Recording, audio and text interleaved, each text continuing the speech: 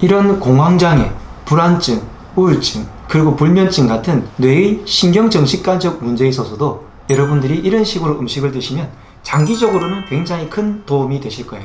건강한 강남 허준 박용환 원장입니다.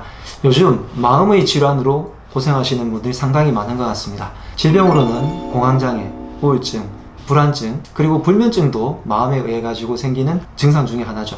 이런 마음의 질환일 때 상담을 받거나 혹은 행동 변화요법이라든지 여러 가지 간접적인 방법으로 좋게 하는 방법도 있지만, 많은 분들은 아마 직접적으로 어떤 약을 먹어서 빨리 좋아지게 하는 것을 원하시고 있는 것 같아요. 한의원에도 의외로 공황장애, 우울증, 불안증, 불면증으로 상당히 치료를 많이 받으러 오시는데요. 이런 분들께 굳이 뇌에 직접적으로 작용하는 약이 한약에는 없지 않습니까? 그런데도 불구하고 이런 환자분들이 치료를 오랜 기간 받다 보면 어느 순간 갑자기 원장님, 내 이런 증상이 사라졌어요. 혹은 이제 불안하지 않아요. 공황장애가 더 이상 발병하지 않고 혹은 아주 약하게 되어서 나 스스로 조절할 수 있게 되었다고 말하는 분들이 상당히 많습니다. 그런데 그분들께 제가 처방해드리는 원리가 촌명탕 계열의 뇌를 좋아지게 하는 약초들도 있지만, 대부분이 내 몸의 면역력을 좋아지게 한다거나 염증을 줄여준다거나 기력을 높여주고 그리고 장내 환경을 개선시켜주는 이런 약물들을 조합을 해가지고 그분들께 맞춤형으로 처방해드릴 뿐이거든요.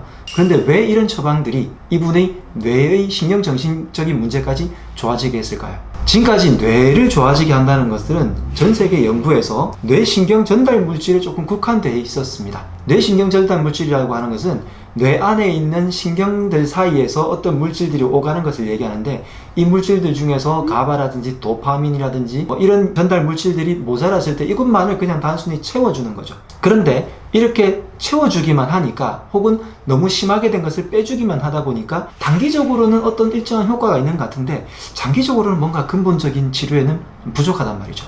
그런 것들을 연구를 하다 보니까 요즘 최신 트렌드에서는요, 뇌와 장의 축, 장뇌축을 굉장히 중요하게 여기고 있습니다. 소위 말해서 장이 제2의 뇌라고 하는 것들에 대한 이론에 입각한 거죠. 이렇게 장뇌축의 관계를 설명하는 데 있어서 저는 크게 두 가지로 설명을 드리고 싶습니다. 첫 번째, 뇌도 역시 세포잖아요. 뇌의 세포를 구성하는 건 역시 우리가 먹은 음식물들이 호흡을 통해 가지고 어떤 화학적인 작용을 일으켜서 장내의 점막층들을 통과해 가지고 그것들이 세포를 만들어서 뇌세포 역시 만들어지게 됩니다. 즉 장을 통해서 들어온 영양소들이 결국 뇌세포를 만든다는 거죠. 뇌의 신경전달 물질들을 구성하거나 혹은 전달하는 것을 잘 되게 해주는, 매끄럽게 해주는 것들이 탄단지뿐만이 아니라 이런 영양소들이 골고루 갔을 때 훨씬 더 잘 된다는 것이 첫 번째, 장과 뇌의 영양소에 관련된 이론이라고 할 수 있겠고요. 두 번째, 이런 장과 뇌의 축을 설명하는 것에서는 미주신경이라고 부르는 뇌신경을 가지고 설명을 합니다. 즉 미주신경이 뇌에서부터 쭉 내려와가지고 결국 장까지 닿여서 이렇게 펴져 있는데요.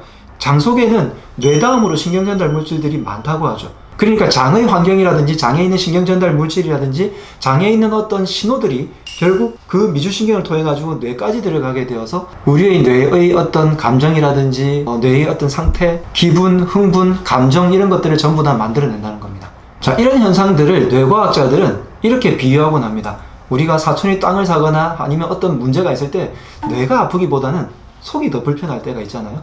그런 식으로 비유를 하곤 하는데요. 영어 속담에서도 어떤 불안감이 들 때 즉 장에서의 어떤 문제를 가지고 불안감을 많이 이야기를 하곤 하죠.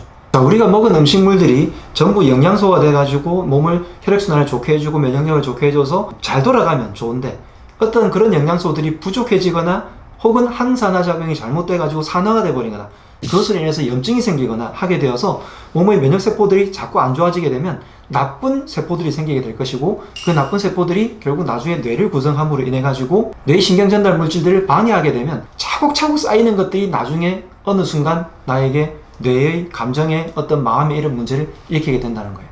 즉 신경전달 물질이라는 것은 몸에서 차곡차곡 쌓여가지고 만들어진 세포가 장기적으로 영향을 미친 것이기 때문에, 다시 이야기를 하자면 평소에 어떤 내 세포를 만들어주는 것들을 정상적으로 돌려가지고 차곡차곡 장기간 또 이런 과정을 반복해서 좋게 만들어준다면 결국 뇌의 신경전달 물질도 좋아지는 게 아닐까요? 즉 뇌의 신경전달 물질을 바로 집어넣어주는 것보다 뇌의 신경전달 물질을 올바르게 만들어주고 연결해주는 그런 장치들을 오랜 기간 동안 만들어주게 되면 나의 마음의 어떤 문제들도 함께 좋아진다는 겁니다. 그래서 첫 번째, 장내 환경을 좋아지게 만들어주고요. 이 장내 환경을 통해 가지고 영양소 흡수를 잘 하게 해주는 것. 이 영양소들이 골고루 들어오게 하는 것이 가장 중요한 문제겠고요. 두 번째는 미주신경을 잘 훈련을 시켜서 뇌신경을 안정화시켜 주는 것, 그리고 그 전달 통로를 원활하게 해주는 것이 중요하다고 생각하겠습니다. 아까 제가 말씀드린 한약에서 기운을 좋게 해주고 면역을 좋게 해주고 염증들을 없애주고 혈액순환을 좋게 해주고 이렇게 해주는 것들로 통해 가지고 이분이 좋아졌다고 하는 것들은 다 이런 원리들을 이용한 것이라고 할 수 있겠고요. 자, 여러분들께 제가 음식을, 특히 채식을 먹을 때 이렇게 골고루 먹으라고 말씀을 드리는데요.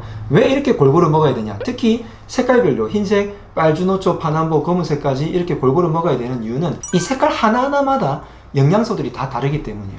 채식 같은 경우에는 좋은 것은 다 알고 있지만 딱 두 가지 불편한 점이 있습니다. 첫 번째는 양을 많이 먹어야 되고요. 두 번째는 이렇게 골고루 다 먹어줘야 돼요. 이 중에서 하나만 먹거나 혹은 두세 가지만 먹고 다른 것들을 잘 안 먹여주게 되면 이 하나에 대한 영양소만 들어와야 돼요. 그렇게 되면 내 몸의 세포가 자꾸 한 가지 영양소만 들어오게 되니까 다른 항산화 물질들은 작용하지 않으니까 염증도 생길 거고요. 그 한 가지에 의한 것들만 뇌에 나중에 가게 되면 나머지 것들에 의해 가지고 뇌신경 전달 물질들이 제대로 작동하지 않는다는 거죠. 제가 진료실에서 채식을 하나요? 라고 여쭤보면 예, 저는 고기 먹을 때 쌈 싸 먹는다고 그래 채식을 한다는 분이 있으신데 그분들은 녹색의 이파리 위주만 먹게 됩니다. 샐러드만 하루에 한 그릇 정도 챙겨 먹는다고 해서 채식이라고 생각하시는 분들이 있던데 그렇게 되면 이분의 세포는 결국 녹색에 의한 영양소만 들어가게 되어서 예를 들어서 빨간색에 빠져있다. 그럼 빨간색에 의한 뇌신경 전달 물질들이 나중에 빠지게 되고 그렇게 되면 내 몸에서 불만이 생기게 되고 그것으로 인한 염증이 생기게 되고 면역력이 떨어지게 되고 그래서 결국은 뇌신경 전달 물질이 불안정하게 되어서 내 몸에서 불안감도 느끼게 되고 기운이 없다거나 혹은 노곤해진다거나 혹은 브레인 포그 현상이 생기거나 잠을 못 잔다거나 하는 이런 여러 가지 증상들이 생기게 되는 겁니다. 즉 다시 얘기해서 이런 것들을 골고루 다 먹어주게 되면 내 몸 안에서의 영양소가 잘 흡수가 돼가지고 나중에 뇌 세포들도 좋은 세포들이 만들어져서 서로 연결, 전달이 굉장히 잘 된다는 거죠. 그래서 제가 그런 환자분들께 꼭 당부드리는 게 이런 채식표를 드리면서 반드시 색깔별로 그리고 부위별로 산지별로 골고루 전부 다 드셔주시면 여러분들의 마음의 병도 같이 치유가 될 겁니다 라는 말씀을 드리고 있습니다. 자, 그래서 이런 마음의 질환으로 고생하시는 분들은 첫 번째로는 가벼울 때는요 채소를 골고루 많이 먹어보자, 이것을 첫 번째로 실천해 주시고요.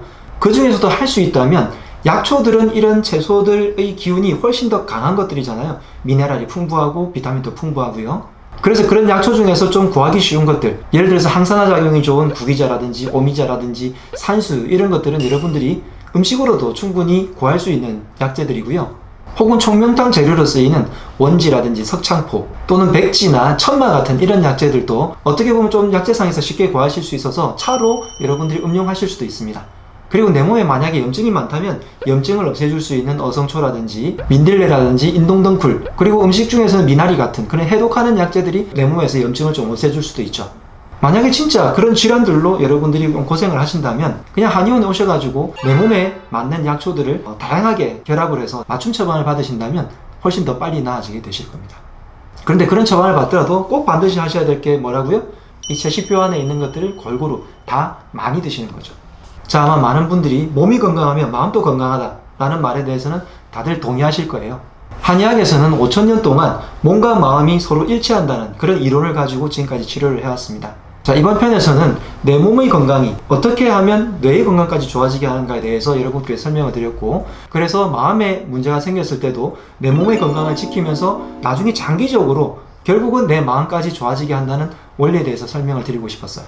채식을 많이 하고 깊은 호흡을 하고 운동을 적당하게 해주고 충분한 수면을 해주는 이런 것들을 다 잘해주게 되면 내 몸에서의 면역력이 좋아지고 염증이 없어져가지고 마음의 문제까지 여러분들이 해결이 되게 될 겁니다. 많은 분들의 마음이 편안해지시면 좋겠습니다. 지금까지 강남 호주 박용원 원장이었습니다. 건강하라!